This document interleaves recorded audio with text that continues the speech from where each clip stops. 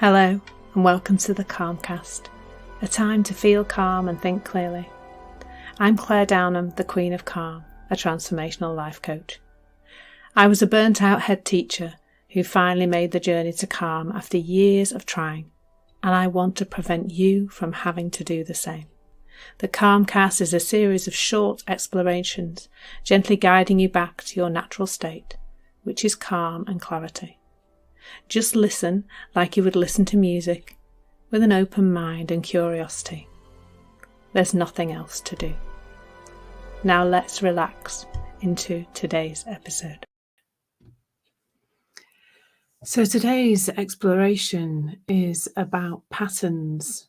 I've been listening to a podcast by a lady called Claire Diamond, and some of the things she said about this today really struck me. So I thought I'd share it with you. My own thoughts on it, of course.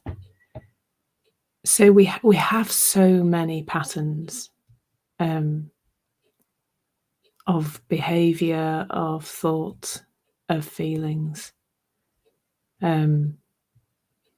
So many that it's so tangled up that we probably would struggle to isolate them all. But there is something amazing that happens when we spot them. Now, quite often, just having the understanding that we have patterns is the place to start. As we're growing up, I am never in denial of the fact that the behaviour of other people establishes in us thought patterns, beliefs, repetitive, habitual ways of being. What I never, ever encourage you to do is go poking around and trying to find where it all came from, because that is too entangled and too complicated and could take you the rest of your life. And trust me, I did a good few years of it to know that it could have potentially taken the rest of my life to get to the point where I knew where all my stuff came from. And I think even then, our remembering of the past is so shady, shall we say, that we can't ever really know. And it's a relief, actually, to put that to bed, to go, oh, actually, I don't know why I'm being the way I'm being, other than in this moment, there's some habitual thinking or some new thinking, perhaps, that isn't helpful. But generally, it's the habitual stuff that is the tricky stuff, the stuff that I guess we mostly want to not have going on, we like to change.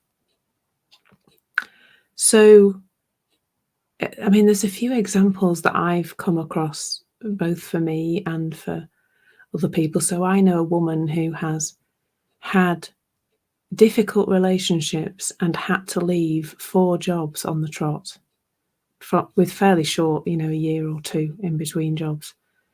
Every job she goes into, she has difficult relationships. And, she's now self-employed, so we'll see how that pans out. But, and I feel a deep compassion, because while we're in it, we don't see that it's us that are the common denominator in that pattern. That may look like a pattern of, why am I so unlucky that I keep finding people who aren't kind to me? But our perception of other people is created by us anyway. So that's one example. One of my examples recently was how quickly a pattern changed when I just noticed that it was a thing that I did. And it was, we were traveling in our motorhome and a few months ago, and we were chatting in the motorhome about money. So, obviously the last couple of years have been difficult for lots of people, including us.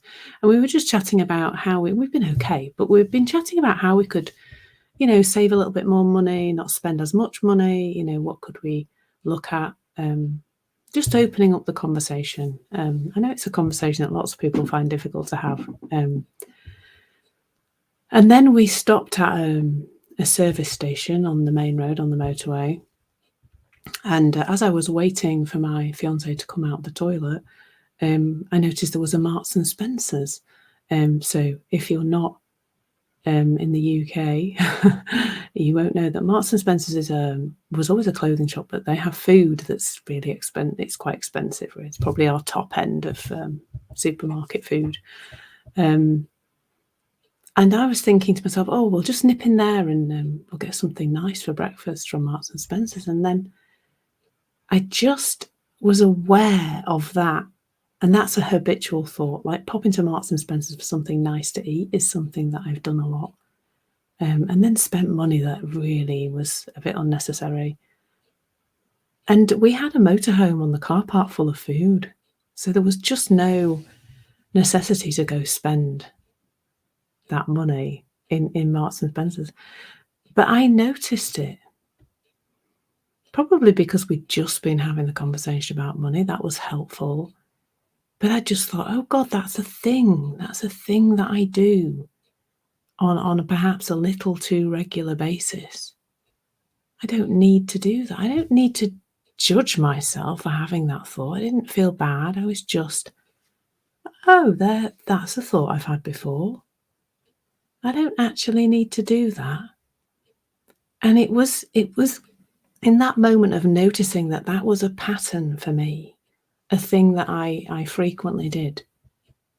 It was almost like I'd just shone a light on a dark patch in my psychological makeup, in my thinking, really, not my psychological makeup. It was just my thinking. I just shone a light on something that I hadn't shone a light on before, and in doing that, it just suddenly didn't make sense to carry on doing that. And I got back in the van and we ate some food that was already in the van, in the motorhome. One of the other places where I've noticed a pattern and then have found that I'm just doing it less is my pattern of ranting about other people's behaviour. There's not many people who come a cropper of this, but there's one or two people in my life who I've often got caught up in, and there the pattern broke because I noticed it made me feel terrible. I just and it was a change in an understanding about that feeling. The feeling is unpleasant when I rant about someone, and I used to think that feeling was because they were being out of order.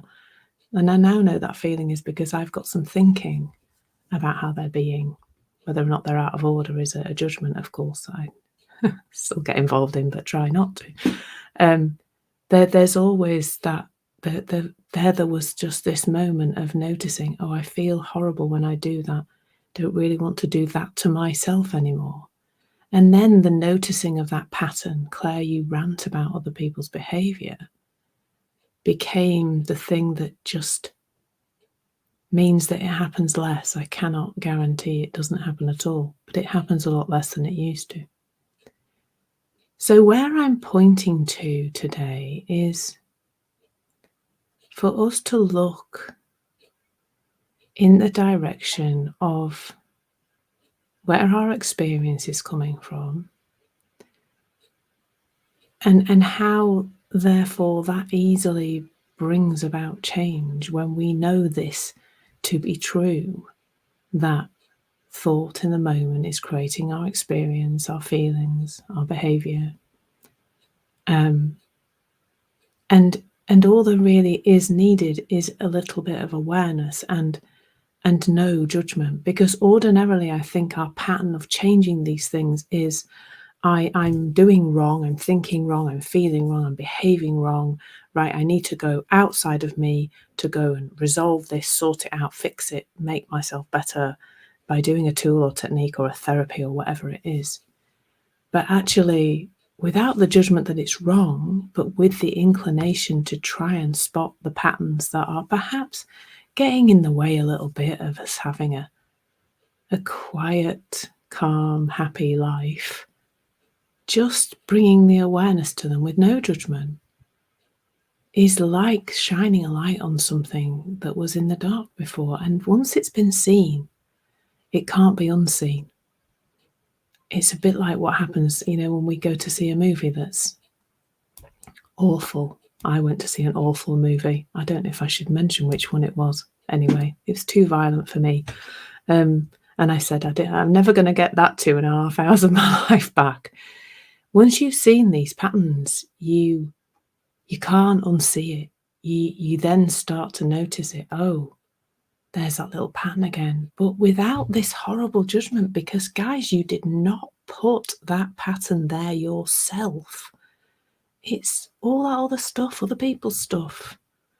They call it generational stuff, don't they? It's just what's been handed down, handed on to you, said to you in anger, wherever else it came from. It doesn't really matter. That bit doesn't matter. But that's the part that lets us let go of it being about us and needing judgment. Doesn't need judgment, just awareness. And with that awareness, these patterns and these ways that we think are part of who we really are really can melt away so easily. Really enjoy playing with that. Thank you so much for listening. There's nothing to do now but bring some awareness to how this is working out in your life. Listen regularly to experience longer and longer periods of calm. This has been the Calmcast with Claire Downham, Queen of Calm. Take care and keep listening.